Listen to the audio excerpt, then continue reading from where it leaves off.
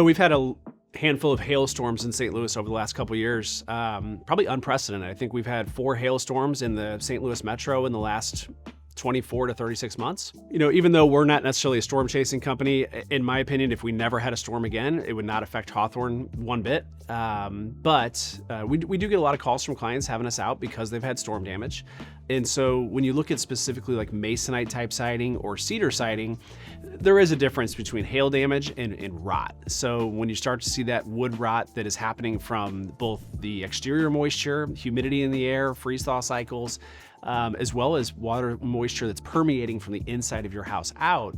Unfortunately, that rot is not necessarily something that's going to fall under insurance. It's just a failure of the product because honestly, we probably shouldn't have wood products or pressed paper products like masonite in Missouri, given our weather variations throughout the year.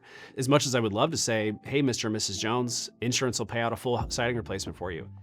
99.9% chance they don't, because it's just a function of a faulty or an inferior product and environmental, right? So it's a little different than, hey, we have masonite siding, the hail hit it, we can see an absolute impact spot where it split the siding open. That's different.